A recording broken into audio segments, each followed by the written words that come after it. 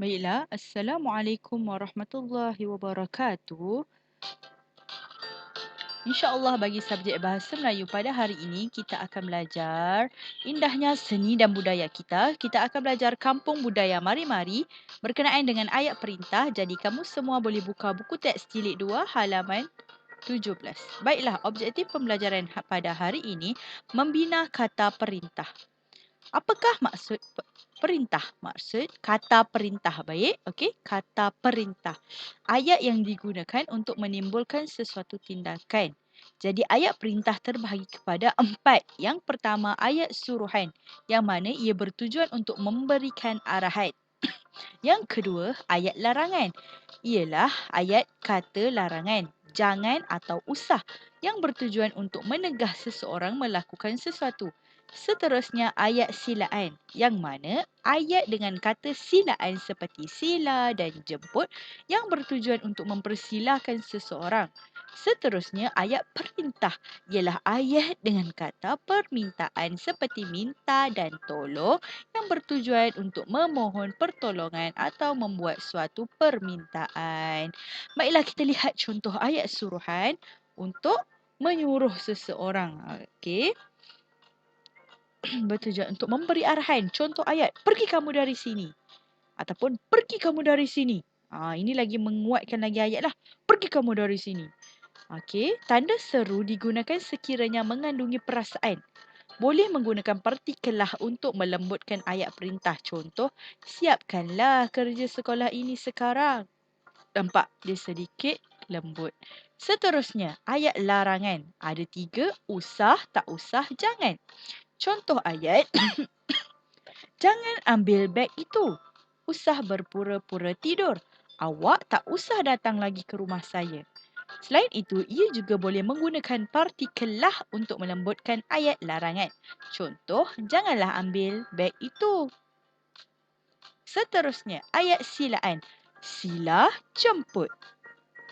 Sila beratur dengan lurus. Contoh ayat silaan. Ataupun yang kedua, jemput masuk.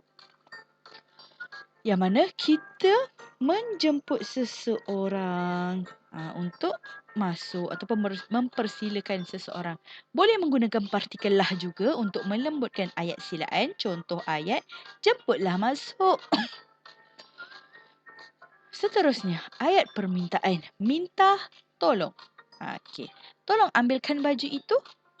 Minta kamu semua bersabar dan bertenang. Okey.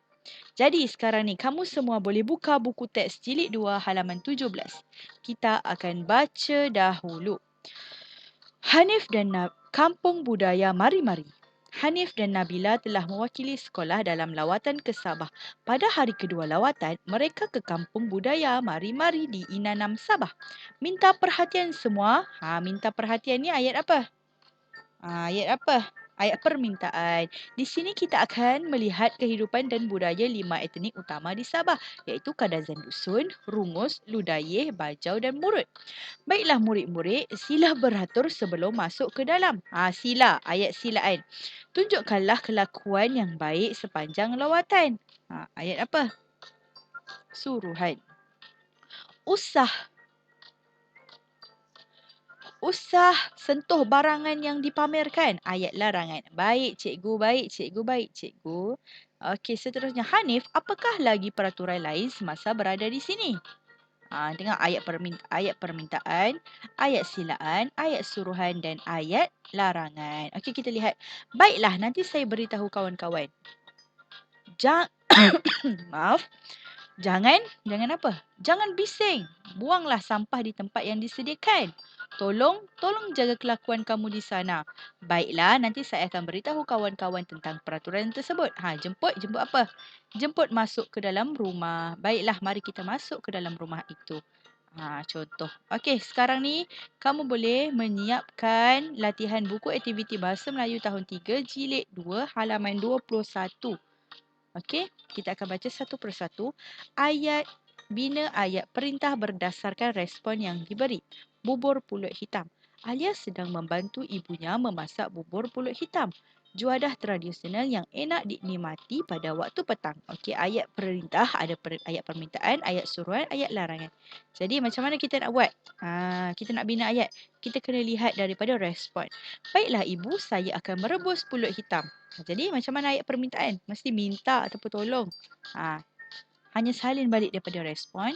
Alia, tolong ibu rebus pulut hitam. Nampak? Tolong merupakan ayat permintaan. Yang kedua, respon yang diberi. Ya ibu, saya akan memasukkan daun pandan. Ayat suruhan. Mesti suruh. Kalau suruh, masukkan daun pandan. Ya ibu, saya akan masukkan daun pandan. Seterusnya ayat larangan. Baiklah ibu, nanti saya akan masukkan santan cair dahulu. Ayat larangan. Jangan ataupun usah. Jangan lupa masukkan santan cair dahulu. Nampak? Itu ayat larangan. Seterusnya, ayat permintaan. Saya akan masukkan garam, gula putih dan gula melaka. Jadi ayat permintaan, tolong masukkan garam, gula putih dan melaka. Tolong ayat permintaan ataupun minta. Seterusnya, ayat suruhan.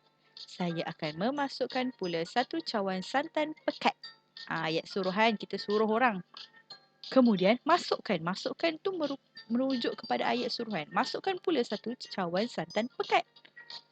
Okey, ayat silaan. Baiklah, saya akan menghidangkan. Ayat silaan macam mana? Apa contoh silaan? Sila ataupun jemput.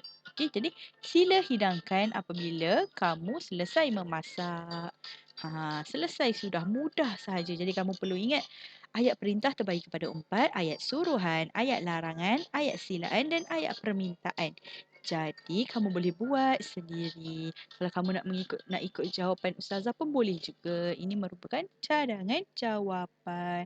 Baiklah, sekian sahaja daripada ustazah. Assalamualaikum warahmatullahi wabarakatuh. Terima kasih. Kamu semua hebat.